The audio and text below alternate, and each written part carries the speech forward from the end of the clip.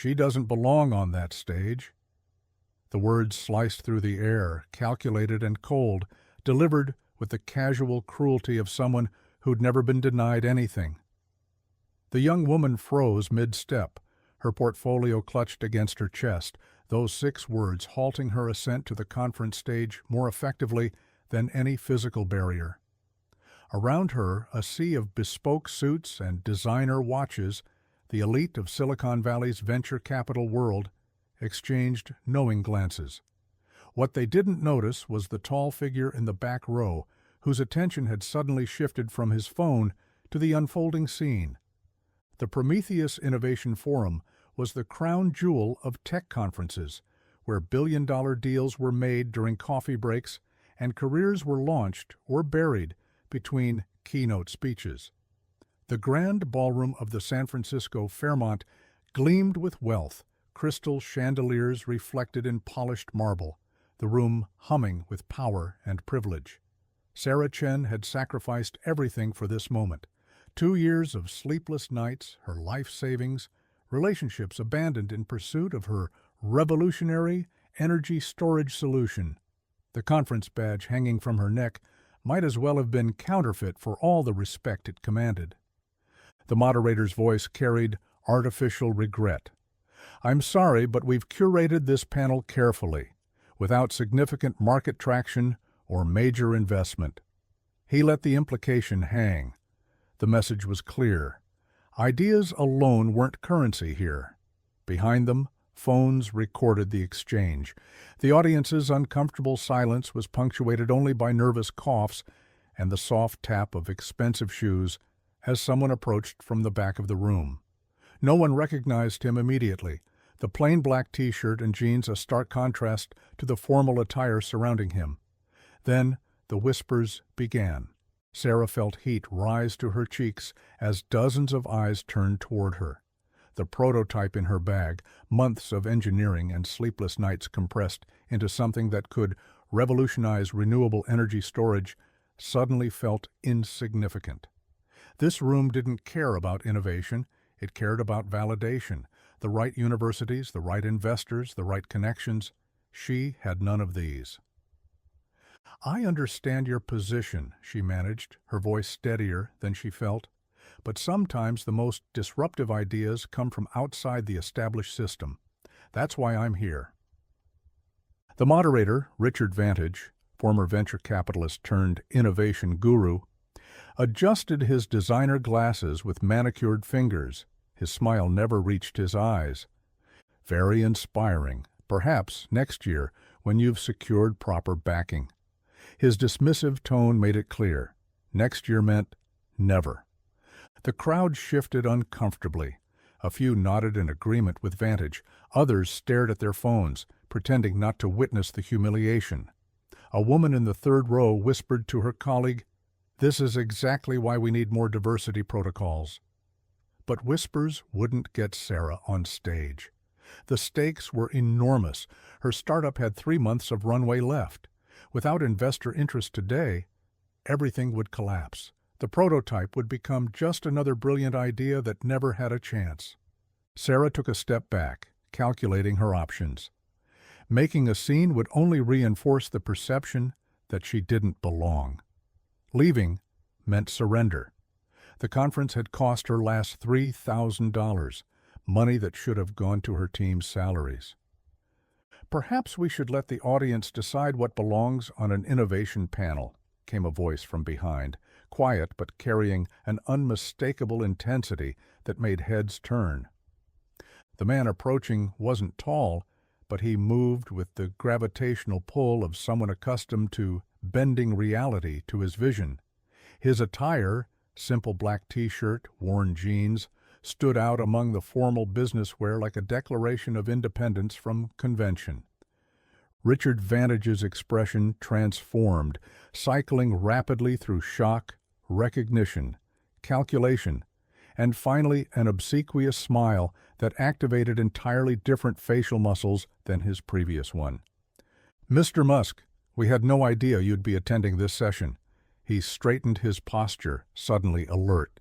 "We would have prepared—" The best innovations are rarely prepared for, Musk replied, his attention not on Vantage, but on the portfolio clutched in Sarah's hands. That's what makes them revolutionary. The room had gone completely silent. Conference attendees who moments ago had been checking emails were now filming with their phones.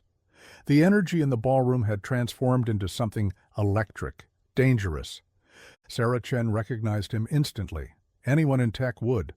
The man whose companies were reshaping transportation, energy, and space exploration. The South African accent, the measured speech pattern, the intense focus. Standing there in the flesh, addressing the situation she had found herself in. Vantage recovered quickly, his voice taking on an unctuous quality. Of course, Mr. Musk, you're absolutely right. Innovation is our primary focus. However, our panels are carefully curated to maintain a certain standard of... Standards, Musk interrupted, are usually set by people who benefit from maintaining them. His eyes met Sarah's, a flash of recognition passing between them, not of faces, but of experiences, of closed doors and patronizing rejections, of being told ideas were impossible until they weren't. The audience stirred, a collective intake of breath. Half the room was now recording, and Sarah realized with a jolt that this moment was expanding beyond the confines of the Fairmont ballroom. Whatever happened next would be scrutinized by millions. I'm curious, Musk said, gesturing toward Sarah's portfolio. What exactly is it that this woman has created that doesn't meet your standards? The question hung in the air, pointed and deliberate. It wasn't just directed at Vantage, but at every person who had nodded along with his dismissal of her. Richard Vantage's smile remained fixed, but his eyes betrayed his calculation. The situation had transformed from a simple dismissal into a potential PR disaster, or opportunity, depending on how he played it. The entire room was watching, waiting. Tech journalists in the back were already typing furiously on their phones. Mr. Musk, it's not about standards, per se, he attempted, his voice taking on a reasonable, diplomatic tone. It's about established track records. Our attendees expect to hear from proven entities, not... Proven entities, Musk said, testing the phrase like someone examining a flawed equation. Do you know how SpaceX started? With everyone telling me it was impossible. The established aerospace companies laughed. He turned slightly, including the audience in the conversation. Tesla? The proven entities in Detroit said electric vehicles were a novelty that would never scale. Sarah stood straighter, her embarrassment transforming into something else. The prototype in her bag suddenly felt heavier, more significant. She drew it out, a sleek cylinder about the size of a water bottle, gleaming with a matte silver finish. This, she said, her voice finding strength, is the cell-core battery prototype. It uses a crystalline matrix structure to triple energy density while cutting charging time in half, and it can be manufactured without rare earth minerals. The technical specifications came easily. She'd rehearsed this pitch hundreds of times in front of her bathroom mirror. Musk's eyes narrowed with interest. Several audience members leaned forward. Even those who had been dismissive moments ago couldn't help but be curious. Vantage cleared his throat. Very impressive claims, but without peer-reviewed validation or significant investment. I didn't realize peer review was a prerequisite for ideas, Musk said, or that investment determined validity. I thought this was an innovation forum, not a validation forum. A few chuckles rippled through the audience. The dynamic in the room was shifting like tectonic plates, slowly but inexorably. Half the audience sided with the establishment, with Vantage's carefully curated worldview where innovation happened through proper channels.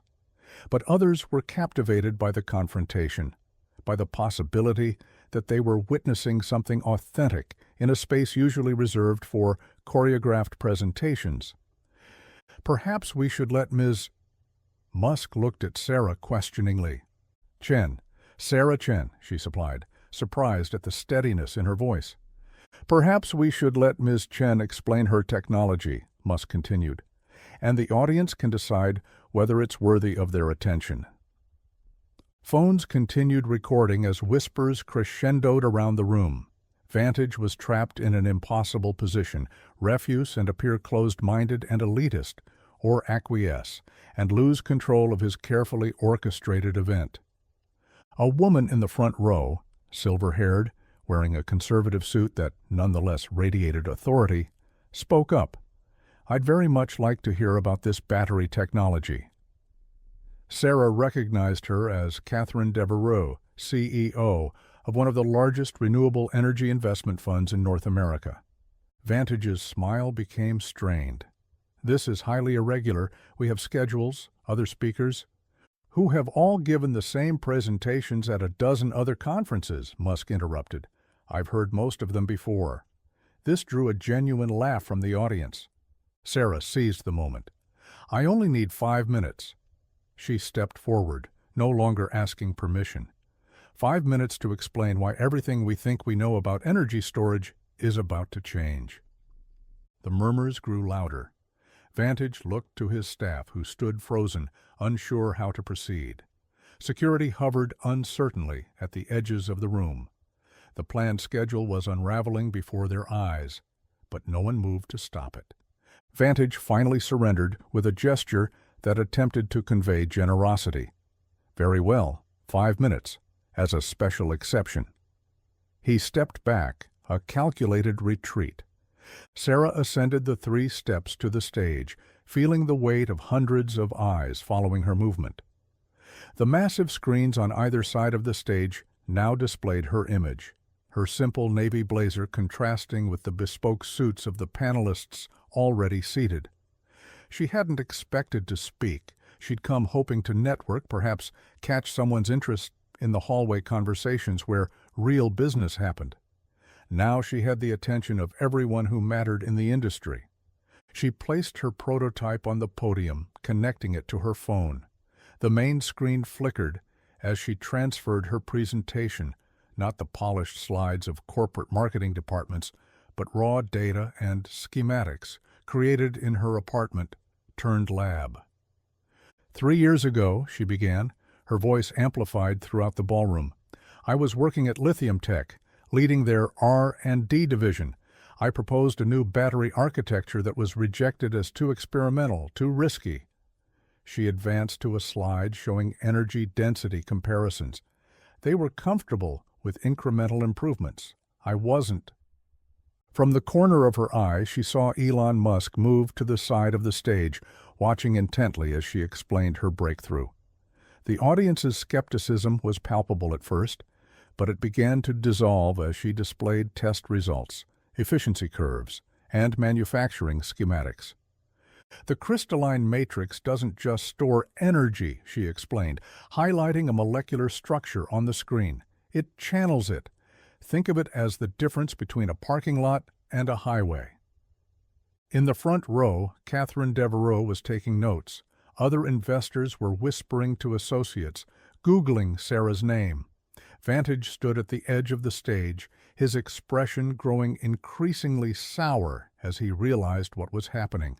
A star was being born on his stage, but not one of his choosing. 5 minutes stretched to 10 as Sarah fielded questions, no longer from Vantage, but from attendees who had abandoned pretense and were shouting them directly from the floor. The momentum had shifted completely. Tech journalists who had been scrolling through their phones were now frantically taking notes. Veterans of countless product launches were leaning forward in their seats. "What about thermal runaway?" called out a battery engineer from a major automotive company. Sarah clicked to a slide showing heat distribution patterns.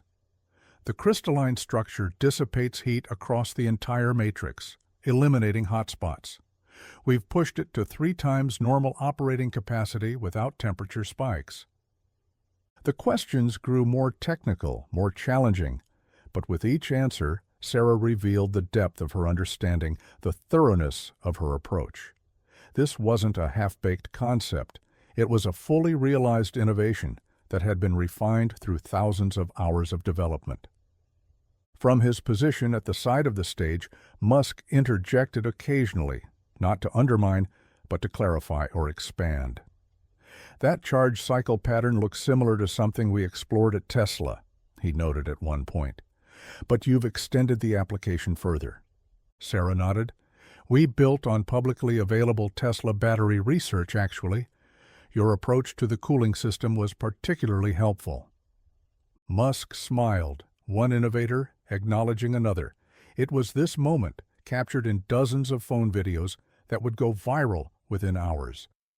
Richard Vantage's attempt to regain control became increasingly desperate. He checked his watch, approached the podium, cleared his throat. I'm afraid we need to move on to our scheduled panel. But he was interrupted by Catherine Devereux, who had risen from her seat. I have a proposition, Ms. Chen. The room quieted immediately. When Devereux spoke, markets listened. Devereux approached the stage with the measured pace of someone accustomed to making billion-dollar decisions. Evergreen Capital would like to discuss a Series A funding round. Immediately. The statement was met with an audible reaction from the crowd. Evergreen was notoriously selective, their investment a golden seal of approval in the clean tech space. Sarah's composure wavered for the first time. I would be very interested in that conversation, Ms. Devereux. Before Devereux could respond, another voice called out. Benchmark would like to participate in that round. It was Lucas Zhang, representing the venture capital firm that had backed some of Silicon Valley's biggest success stories. Vantage watched helplessly as his carefully curated conference transformed into an impromptu funding battle. His attempt to exclude had backfired spectacularly. Instead of protecting the status quo, he had inadvertently created the perfect storm for disruption. Musk stepped forward, hands in his pockets, his casual posture belying the weight of his words. Before everyone gets carried away with term sheets, I think there's a more important point to address. He turned to face Vantage, his expression serious. What happened here today happens every day in boardrooms, investment meetings, and yes, conferences like this one. How many innovations have we lost because someone decided who belongs and who doesn't? The room fell silent. Many shifted uncomfortably in their seats, recognizing themselves in the implicit accusation. Innovation doesn't care about your Stanford MBA, Musk continued. It doesn't care about your investment portfolio or your country club membership. True innovation is always an outsider. It has to be, because insiders are too invested in the way things are. Sarah stood beside her prototype, watching as the man who had revolutionized multiple industries defended not just her, but everyone who had ever been told they didn't belong. The silence that followed Musk's words was deafening. Venture capitalists who moments ago had been competing to invest now sat introspective, perhaps recalling the entrepreneurs they'd dismissed without a second thought. Conference attendees who had averted their eyes during Sarah's humiliation now couldn't look away. Vantage attempted to regain control one final time. While Mr. Musk's perspective is valuable, we must return to our schedule. There are processes in place for a reason. Yes, Musk cut in, to maintain the status quo, to keep power where it already exists. He addressed the entire room now. Every major breakthrough in history came from someone who was told no repeatedly, someone who didn't have the right credentials or connections. He gestured toward Sarah. The next world-changing innovation probably isn't coming from your comfortable corner office at Google or Apple. It's coming from someone you've never heard of, working out of a garage or a dorm room or a refugee camp. The atmosphere in the room had transformed completely. What had begun as a typical industry panel was now something else entirely.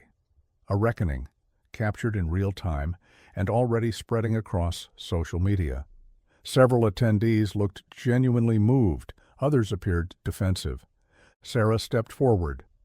This isn't just about me or my technology, she said, her voice steady. This is about creating spaces where ideas can be judged on merit, not on who presents them. I shouldn't have needed Elon Musk to intervene for you to listen to me. A wave of uncomfortable recognition swept through the audience. Several people applauded spontaneously. Others still looked uncertain, caught between established systems and the undeniable truth they'd just witnessed. Musk turned to face Vantage directly. "I think it's time to reconsider your panel lineup. Either Ms. Chen joins the energy innovation discussion, or I withdraw from the conference entirely." The ultimatum hung in the air, impossible to ignore. Everyone knew what it meant for the conference's prestige and its future. The next morning, Sarah Chen sat on the main stage of the Prometheus Forum, her prototype displayed prominently beside her. The panel, originally titled Next Generation Energy Storage, had been hastily renamed Disruption from the Outside, Breaking Energy Barriers. The ballroom was filled beyond capacity, with people standing along the walls and sitting in the aisles. Overnight, the video of her confrontation with Vantage and Musk's intervention had accumulated over 2 million views. Innovation Outsider was trending across platforms. Sarah had received emails from 3 major tech publications requesting interviews, and her company website had crashed from traffic. Richard Vantage had been conspicuously replaced as moderator by a tech journalist known for championing underrepresented founders. The panel now featured not just Sarah and established industry leaders, but 2 other outsider innovators who had been attending the conference as general participants. Elon Musk sat in the front row, having declined an invitation to join the panel. "This isn't my moment," he had told the organizers. "Let's hear from voices we haven't heard before." The gesture, like everything he did, had only amplified the story's reach. His tweet, "Watched innovation happen in real time today, not from where anyone expected," had been shared 500,000 times. The conference itself had transformed overnight. Impromptu open innovation sessions had been added to the schedule, where anyone with an idea could present it in 5-minute slots. The organizing committee, sensing which way the wind was blowing, had embraced the chaos, positioning themselves as champions of accessibility rather than its gatekeepers. Sarah had spent hours in a hastily arranged meeting room with Catherine Devereux and representatives from 3 other major investment firms.